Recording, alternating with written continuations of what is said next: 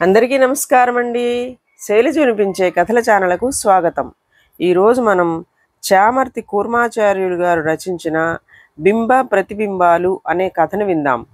ఈ కథ ఆగస్టు 2012 చందమామలో ప్రచురింపబడింది.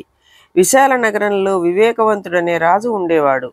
ఆయన ప్రతి ఉదయము సాయంకాలము తన భవనం పైభాగానికి వెళ్ళి అక్కడ చల్లగాలిలో పచారు చేస్తూ సూర్యోదయ శోభ సూర్యాస్తమయ శోభ తిలకిస్తూ ఉండేవాడు.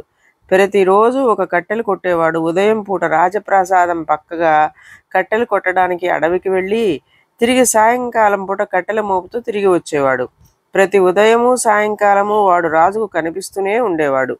అయితే వాడు ఉదయం పూట అడవికి పోతూ కనిపించినప్పుడు మహారాజుకు పాపం చూడపోతే అసలే ఎముకల గూడులా ఉన్నాడు, ఇంత శ్రమ పడితే కానీ వాడికి రోజు గడవదు కాబోలు అనుకొని జాలి పుట్టుకొచ్చేది.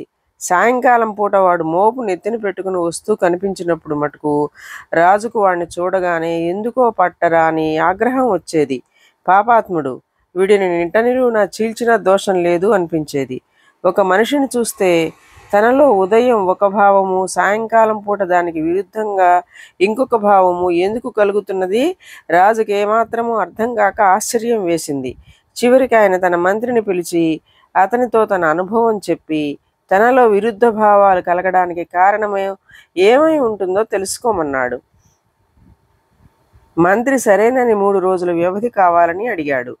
మర్నాడు మంత్రి పేదవాడి వేషం వేసుకుని కట్టెలు కొట్టేవాడిని అనుసరించి అడవికి పోయి వాడు రోజల్లా పడే శ్రమను చూసి సాయంకాలం వాడి వెనక తను కూడా వచ్చేశాడు.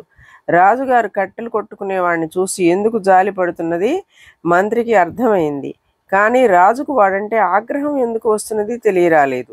రెండో నాడు మంత్రి ఒక సాధువు వేషం వేసుకుని కట్టెలు కొట్టేవాడి ఇంటికేసి వెళ్ళాడు. ఆయన గుమ్మంలో అడుగు పెట్టడం చూసి కట్టెలు కొట్టేవాడి భార్య లోపలికి ఆహ్వానించి కూర్చోబెట్టి ఎంతో మర్యాద చేసింది. మంత్రికి గంధపు చెక్కల వాసన ఘాటుగా తగిలింది. గంధపు చెక్క ఇంట్లో పుష్కలంగా ఉన్నట్లుందే, అది అమ్ముకుని వచ్చిన దానితో సుఖంగా బతక ఇంత అగచాట్లు పడుతున్నారేం తల్లి అన్నాడు మంత్రి సానుభూతిగా. బాబు, గట్టిగా అనకండి. నా మొగుడు కట్టెలు కొట్టేటప్పుడు ఎప్పుడన్నా గంధం కర్ర కూడా దొరుకుతుంది. దూరాలోచనతో దాన్ని ఒక గది నిండా పేర్చిపెట్టాము. ఎప్పుడో ఒకప్పుడు రాజుగారు చావడం జరగవచ్చు. ఆయనను దహనం చేయడానికి గంధం చెక్క కొనేటప్పుడు ఎంత ధర అయినా ఇస్తారు. అందుకని దాన్ని చిల్లరగా వాళ్లకు వీళ్లకు అమ్మక నిలవేసి ఉంచాము అన్నది కట్టెలు కొట్టేవాడి భార్య. రాజుకు కట్టెలు కొట్టేవాడిపైన ఆగ్రహం ఎందుకు కలుగుతున్నదో మంత్రికి తెలిసిపోయింది. కట్టెలు కొట్టేవాడు అడవికి వెళ్ళేటప్పుడు తన దారిద్ర్యం గురించి అనుకుంటాడు. తన ఇంటి ఖర్చుకు సరిపడా కట్టెలు దొరకాలని కోరుకుంటాడు. ఆ సమయంలో రాజు వాడి స్థితిని చూసి జాలి పెడతాడు. కట్టెలు కొట్టేవాడు తన పని పూర్తి చేసుకొని ఇంటికి తిరిగి వచ్చేటప్పుడు తాను దాచి ఉంచిన గంధపు కట్టెల గురించి ఆలోచించుకొని రాజు త్వరగా చనిపోతే అదంతా సొమ్ము అవుతుంది కదా అనుకుంటాడు. ఆ సమయంలో రాజుగారికి వాడి మీద పట్టరాని కోపం వస్తుంది. కట్టెలు కొట్టేవాడి భావాలు, రాజుగారి భావాలు బింబ ప్రతిబింబాలు. మంత్రి కట్టెలు కొట్టేవాడి భార్య వద్ద సెలవు తీసుకుని తన ఇంటికి వెళ్ళిపోయి మర్నాడు ఉదయం మామూలుగానే సభకు హాజరయ్యాడు.